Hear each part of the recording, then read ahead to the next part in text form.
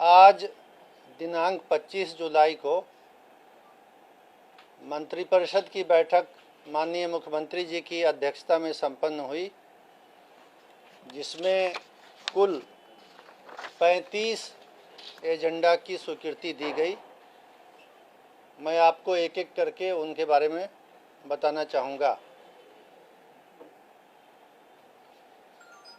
पटना शहर के बेउर क्षेत्र में वर्ल्ड बैंक की स्कीम से सीवेज ट्रीटमेंट प्लांट के काम को पूरा करने के लिए पूर्व में जो स्वीकृति दी गई थी उसको रिवाइज किया गया, पुनरीक्षित किया गया और 1,08,44,000 रुपया यानी लगभग 1 अरब ही कहिए 100 करोड़ और 8 लाख रुपया के लगभग में उसको रिवाइज करके पूरा करने का निर्णय लिया गया। उसके बाद दूसरा आइटम, आरा नगर निगम क्षेत्र से बारिश के पानी की निकासी के लिए 77 करोड़ 81 लाख रुपए की नई योजना की स्वीकृति दी गई, जिसको बुडको के द्वारा इम्प्लीमेंट किया जाएगा, एग्जीक्यूट किया जाएगा। आरा में storm water drainage 77 crore 81 lakh रुपए से बुडको के द्वारा। समस्तीपुर नगर निगम क्षेत्र से भी स्टॉर्म वाटर ड्रेनेज जल निकासी के लिए 48 करोड़ 25 लाख 54 हजार 48 करोड़ 25 लाख 54 हजार मात्र की परियोजना की स्वीकृति दी गई। चौथा आइटम, समस्तीपुर जिला में सराय रंजन अंचल में सरकारी इंजीनियरिंग कॉलेज के विस्तार के लिए 5 एकड़ 30 डिसमिल जमीन अलॉट की गई। छठे मद में भारतमाला परियोजना में नेशनल हाईवे 199D के आमस से रामनगर खंड के लिए उसके निर्माण के लिए लगभग 74 डिसमिल गैर मजरूआ जमीन NHAI को निःशुल्क हस्तांतरण की स्वीकृति प्रदान की गई। छठा item, national highway 199D Amas से रामनगर खंड के लिए पटना जिले के धनरुआ अंचल में कुल लगभग 10 एकड़ 74 डिसमिल जमीन 10 एकड़ 74 डिसमिल NHAI को निःशुल्क ट्रांसफ़र करने की स्वीकृति दी गई। सातवीं मद में बिहार सूचना आयोग में विभिन्न कोटि के 5 नए पद, स्टाफ के 5 नए पद सृजित किए गए स्टाफ के। आठवें आइटम में समाज कल्याण विभाग के प्रस्ताव पर माननीय मुख्यमंत्री की समाधान यात्रा के दौरान जो निर्णय हुआ था उसके अधीन आंगनवाड़ी केंद्र पर बच्चों को जो नाश्ता मिल रहा है उसके अतिरिक्त सप्ताह में 2 दिन बुधवार और शुक्रवार को मुर्गी का अंडा और जो अंडा नहीं खाते हैं उनको अंडा के बदले भुनी मूंगफली देने का निर्णय लिया गया आंगनवाड़ी केंद्र पर सप्ताह में 2 दिन। पथ निर्माण विभाग के प्रस्ताव पर ताजपुर से बख्तियारपुर में जो 4 लेन का गंगा नदी पर पुल बन रहा है उसके निर्माण के लिए काम चल रहा है। ये PPP मोड में, पब्लिक प्राइवेट पार्टनरशिप मोड में चल रहा है। इसमें सरकार वायबिलिटी गैप फंडिंग करती है। अगर वायबिलिटी कम है तो सरकार कुछ पैसे देती है कि परियोजना वायबल हो जाए, तो उसको VGF कहते हैं, वायबिलिटी गैप फंड। उस फंड के अधीन 131 करोड़ 67 लाख रुपया भारत सरकार द्वारा प्रदत्त किया जाना है। वो अभी आया नहीं है, तो उसकी प्रत्याशा में राज्य सरकार ने तुरंत उतनी राशि फिलहाल अपनी ओर से, यानी राज्य सरकार की ओर से रिलीज़ करने का फैसला लिया। 10वें आइटम में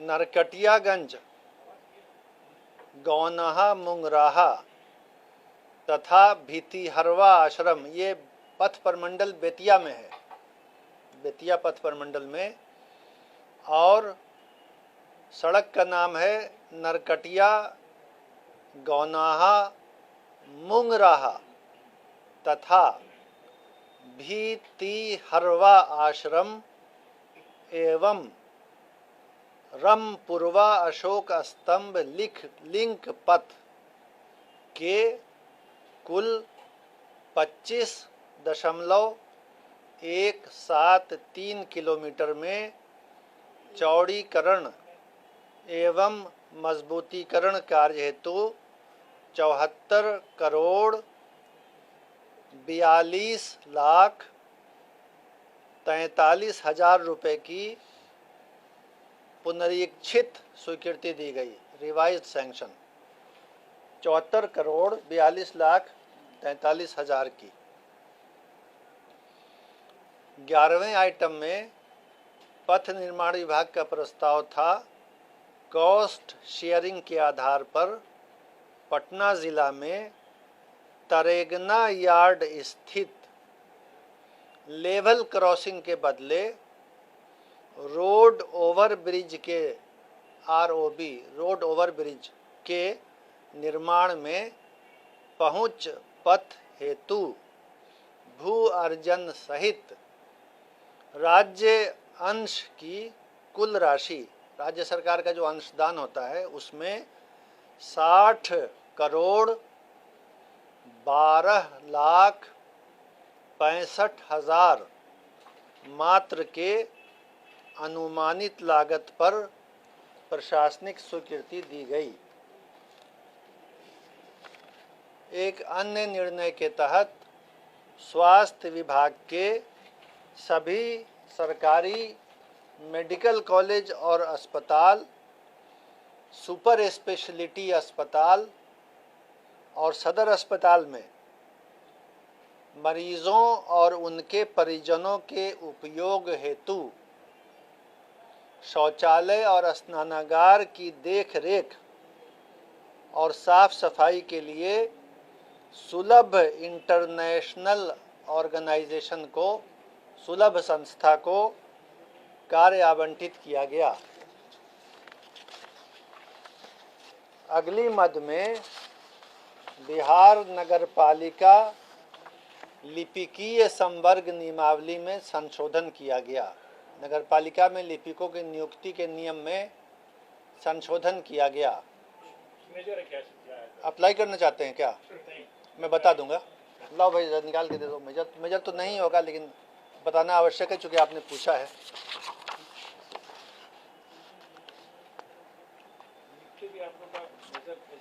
बता देते हैं।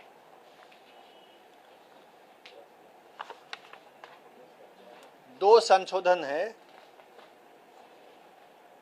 लिपिक के पद पर नियुक्ति के लिए न्यूनतम आयु सीमा पहले 21 वर्ष थी, उसको घटा के 18 वर्ष किया गया है। दूसरा,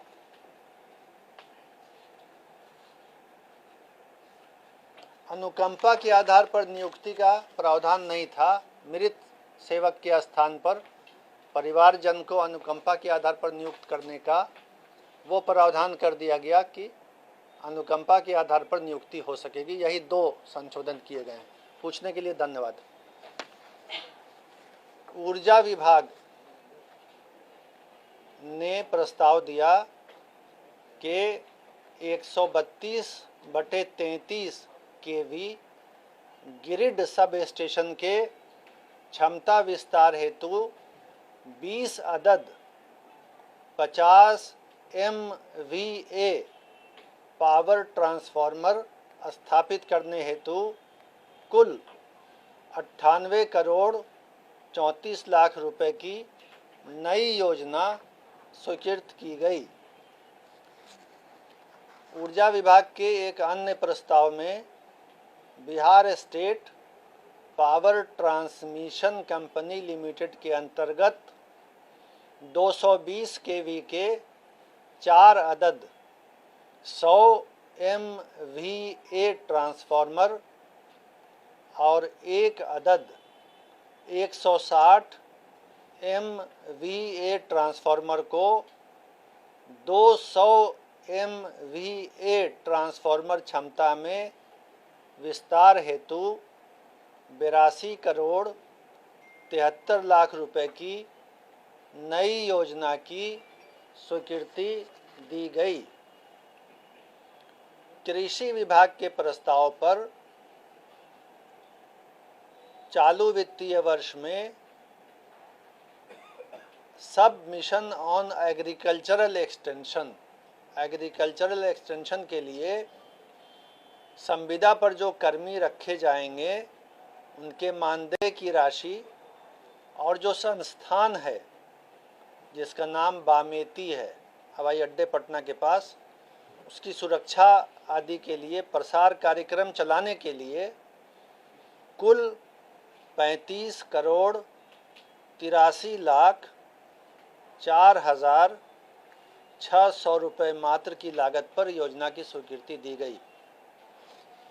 सहकारिता विभाग के प्रस्ताव पर बिहार राज्य फसल सहायता योजना में सब्जी की फसल को भी फसल सहायता के लिए पात्र मानते हुए संशोधन करने का प्रस्ताव स्वीकृत किया गया। कृषि विभाग के प्रस्ताव पर एग्रीकल्चर इंजीनियरिंग कॉलेज आरा में आधारभूत संरचना के निर्माण हेतु 1 अरब 44 करोड़ 72 लाख रुपए की स्वीकृति दी गई। कृषि रोड मैप के अंतर्गत कृषि यांत्रिकरण योजना, कृषि में यंत्रों को प्रोत्साहित करने की योजना में 119 करोड़ रुपए की स्वीकृति दी गई।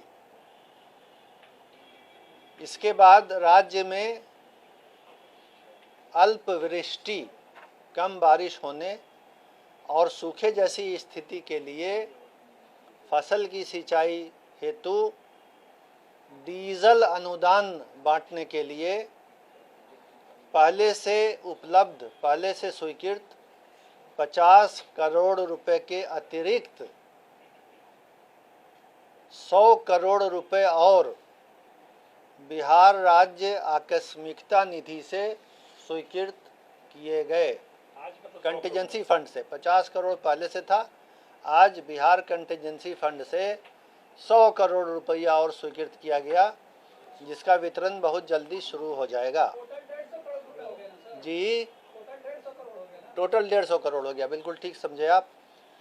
परिवहन विभाग के प्रस्ताव पर पुराने वाहन को अगर कोई रद्दीकरण करता है तो 15 बरस से ज़्यादा पुराना वाहन अगर किसी के पास है, उसको वो रद्दीकरण करता है तो पुराने वाहन पर अगर कोई लंबित देनदारी है, मोटर वाहन कर की, हरित कर की या किसी तरह के फीस की, तो उसमें एक मुश्त छूट प्रदान की गई ताकि पुराने वाहन को सब लोग रद्दीकृत करें और नया वाहन आने से पर्यावरण की स्थिति में सुधार हो, प्रदूषण कम हो।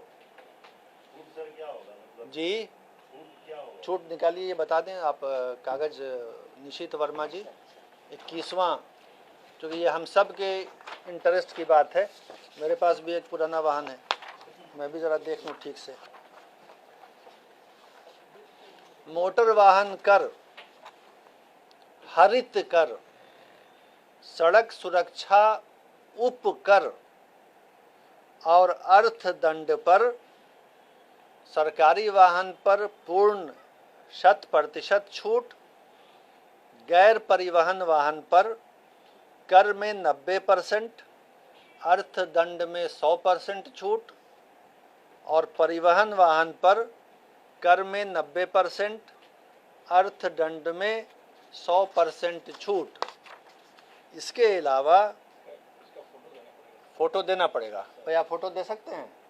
फ़ोटो दे दीजिएगा। एक और आइटम है, आपको मिल जाएगा। यह आसान समाधान बताने के लिए धन्यवाद। आपको भी आसानी, हमको भी। आगे चलते हैं। ग्रामीण विकास विभाग के प्रस्ताव पर मुख्यमंत्री ग्रामीण आवास योजना के अंतर्गत जल जीवन हरियाली अभियान के तहत सार्वजनिक जल संचयन संरचनाओं यानी तालाब, पोखर, पाइन से अतिक्रमण हटाने के बाद उसके किनारे बसे आवास विहीन 1735 विस्थापित परिवारों को, जिन्हें पूर्व में आवास योजना का लाभ दिया गया था, उसी स्थान पर जहां से विस्थापित करना पड़ रहा है, उनको दोबारा अन्यत्र आवास योजना का लाभ देने की स्वीकृति दी गई। नगर विकास विभाग के प्रस्ताव पर पटना, भागलपुर, मुजफ्फरपुर और बिहार शरीफ स्मार्ट सिटी परियोजना में जो स्वीकृत योजनाएं थीं, उसमें जो आवंटन हुआ है राशि का मदवार, उसमें संशोधन करने के लिए और जो परिसंपत्तियां बनी हैं स्मार्ट सिटी में, उसके रख रखाव के लिए एक सोसाइटी हर शहर में बनाने का निर्णय लिया गया। रजिस्टर्ड सोसाइटी होगी जो परिसंपत्तियों का, स्मार्ट सिटी की परिसंपत्तियों का रख रखाव करेगी। एक अन्य निर्णय के तहत 7 निश्चय 2 के अंतर्गत मधेपुरा नगर परिषद क्षेत्र में जल निकासी के लिए 72 करोड़ 32 लाख रुपए की स्टॉर्म वाटर ड्रेनेज सिस्टम योजना की स्वीकृति दी गई। इसके बाद माननीय मुख्यमंत्री की समाधान यात्रा की बैठक में लिए गए निर्णय के आलोक में राज्य के 18 पथों के चौड़ीकरण और मजबूतीकरण के लिए 2330 करोड़ 7,69,000 रुपए की प्रशासनिक स्वीकृति दी गई। 18 पथ 2330 करोड़ 7,69,000 रुपए की स्वीकृति दी गई। क्या चाहिए? इसका भी फोटो दे दो भाई। ये 12 की सूची लगी हुई है ना, इसकी फोटो दे दीजिएगा, मिल जाएगी। 18 है, 12 नहीं 18 है। 18 की फोटो दे दीजिएगा। स्वास्थ्य विभाग के प्रस्ताव पर 3